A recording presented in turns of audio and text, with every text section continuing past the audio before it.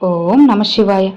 ఈరోజు శివయ్య సందేశం ఏంటి అంటే, భక్త, నా మనసుకి ఒక పెద్ద గాయమైంది. అందుకే ఈ రోజున నీతో ఒక్క నిమిషం మాట్లాడాలని వచ్చాను. ఒక్కసారి నీ శివయ్యతో మాట్లాడు భక్త. నీ శివయ్య మనసుకి అయిన గాయం గురించి ఏంటో తెలుసుకో. నీకు నీ మనసు గాయమైనప్పుడు నేను నీతో మాట్లాడాను కదా. మరి ఈరోజు నా మనసు ఎంతో గాయపడింది, చెప్పాలంటే విరిగిపోయింది. ఇప్పుడే నీ శివయ్య మాటలు ఏంటో తెలుసుకొని నాతో మాట్లాడు భక్త. ఈరోజు నీ తండ్రి కొన్ని విషయాలు నీతో పంచుకోవాలి అనుకుంటున్నాను. స్వయంగా నీతో మాట్లాడడానికి నేను నీ ముందుకు వచ్చేసాను భక్త. మరి ఇన్ని చెబుతున్నా సరే ఎందుకు నువ్వు ఇంకా నిర్లక్ష్యంగా ఉన్నావు?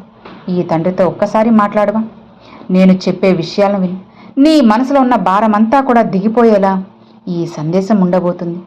పూర్తిగా ఈ శివయ్య మాటలు విని ఆచరించు. నీ మనసంతా ప్రశాంతంగా ఉంటుంది. నువ్వు వింటున్నది నిజమే భక్త. స్వయంగా ఈ శివయ్య నీ కోసంగా చక్కని మాటల్ని ఒక సందేశం రూపంలో తెచ్చేశాను. వాటిని నువ్వు ఎప్పుడైతే పాటిస్తావో ఆ క్షణం నుండి నీ జీవితం బంగారుమయమవుతుంది. ఎలాంటి సమస్యలున్నా కష్టాలున్నా అవేవి నిన్ను తాకలేవు. ముందవి నిన్ను ఏమైనా చేయాలంటే ఈ శివయ్యను దాటి నీ వద్దకు రావాలి. ఈ శివయ్య అడ్డుగా నేను నిలబడతాను కదా. నీ కష్టాలకు నీ సమస్యలకి వాటి వల్ల నీకు ఎలాంటి హాని కలగకుండా నిరంతరం కంటికి రెప్పల ఈ శివయ్య నిన్ను రక్షిస్తూ ఉంటాను.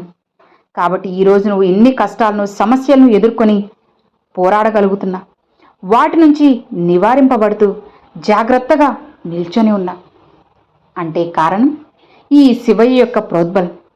నువ్వు నమ్మినా నమ్మకపోయినా నేను నీ వెన్నంటే ఉంటూ ప్రతి క్షణం కూడా నిన్ను కంటికి రెప్పలా కాపాడుతున్నాను. నీకు ఏది అవసరమో ఏది అవసరం కాదో ఈ శివయ్యకు పూర్తిగా తెలుసు భక్త. నీ జీవితానికి తప్పకుండా అవసరమైనది నేను అందివ్వకుండా ఉంటానా చెప్పు? నువ్వు వద్దనుకున్నా సరే తప్పకుండా నీకు ఏదో ఒక క్షణంలో నీ మనసుకి అనిపించేలా చేస్తాను. నా శివయ్య నా మంచి కోసమే కదా ఈ సంవత్సరం నన్ను ఇలా చేశారు. నన్ను ఆయన బిడ్డగా భావించినట్లే కదా. ఎన్నో కష్టాలు సుడిగుండాల నుండి నేను ఇంత సులువుగా బయటపడి ఈరోజు కాస్తో కూస్తో సంతోషంగా ఉన్నాను, రూపాయి సంపాదిస్తున్నాను. ఇదంతా ఆయన అనుగ్రహం ఉండబట్టే అని అప్పుడు నీకు తెలుస్తుంది. అలానే నేను అనుకున్నటువంటి కోరిక ఎన్నో రోజులు నెరవేరడం లేదు అంటే అందుకు ఒక కారణం ఉంది భక్త. నా శివయ్య నేను సంతోషంగా ఉంటే చూడడా, నేను సంతోషంగా ఉంటేనే కదా ఆయన కూడా సంతోషంగా ఉంటారు.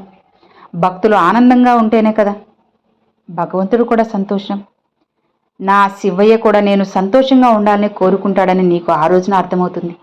నాకు నా శివయ్య ఏది ఇచ్చినా నా మంచి కోసం ఆలోచించి మాత్రమే ఇస్తారు. ఒకవేళ నాకు అది ఇవ్వలేదంటే అది నాకు తగింది కాదేమో, లేదంటే ముందు ముందు జీవితాల్లో దానివల్ల నాకేదైనా కానీ నష్టం జరుగుతుందేమో ముందే ఆయనకి తెలుసు కదా. కాబట్టి నాకు దాన్ని దూరం చేశారు అని అప్పుడు నీకు తెలుస్తుంది. దానివల్ల నాకు ఏ ఉపయోగం లేకపోవచ్చేమో, అందుకే నాకు దూరం చేశారు, జరగడం లేదు. ఆ సమస్యకు అసలు పరిష్కారం లభించలేదు, నా కోరిక తీరడం లేదు. కొన్నిసార్లు కోపంతో నా శివయ్యని కూడా నేను బాధ పెట్టాను, ఇబ్బంది పెట్టాను. సర్వాంతర్యామైన నా తండ్రికి నా గురించి తెలిసిదే కదా పూర్తిగా. అయినా సరే నేను ఎందుకు ఇంత ఆందోళన చెందుతున్నాను, ఎందుకు ఇంతలా ఆలోచిస్తున్నాను, పారిపోవాలనుకుంటున్నాను, ఎందుకు నా కోరిక తీరడం లేదు, ఎందుకు నా శివను దుర్భాషలాడుతున్నాను అని ఆయనపై నమ్మకాన్ని పూర్తిగా విడిచిపెడుతున్నాను. రాను రాను నా అమాయకమైనటువంటి పరిస్థితికి కారణం ఏంటి, నా ఆలోచన విధానం ఎందుకు ఇలా ఉండిపోయింది అనుకుంటూ నీ మనసులో వేల ప్రశ్నలు తిరుగుతూ ఉన్నాయి కదా భక్త. అవునా కాదా చెప్పు? వాటన్నిటికీ సమాధానంగానే ఈ శివయ్య నీకు ఈ రోజున కొన్ని విషయాలు చెప్పబోతున్నాను.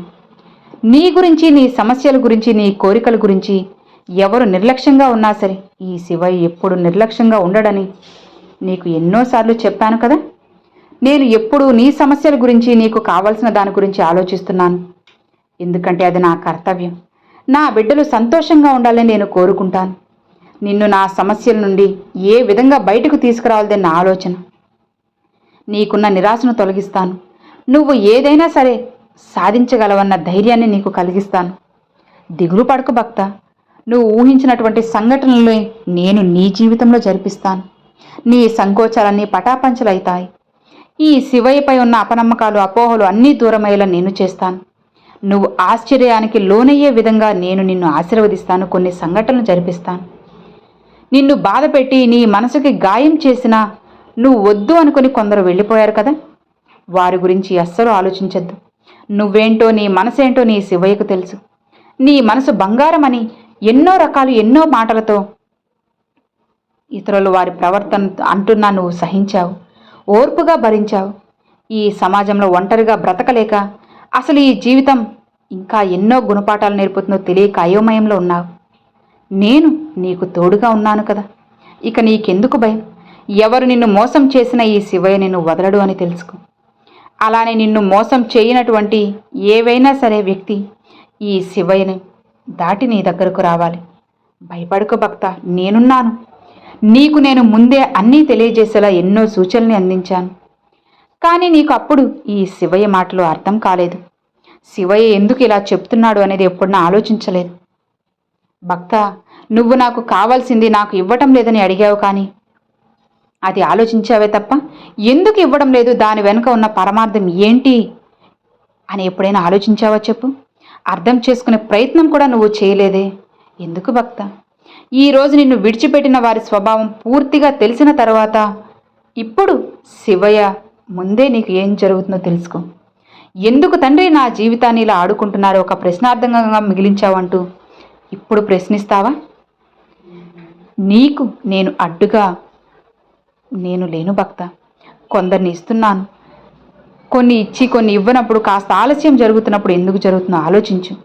ఎదుటి వారి స్వభావం గురించి తెలుసుకో. లేదంటే ముందుగా నీకు జరగబోయేటువంటి లాభ నష్టాల గురించి ఆలోచించాలి. నీకు తెలియపరిచే విధంగానే నేను ఎన్నో సూచనల్ని నీకు అందించాను.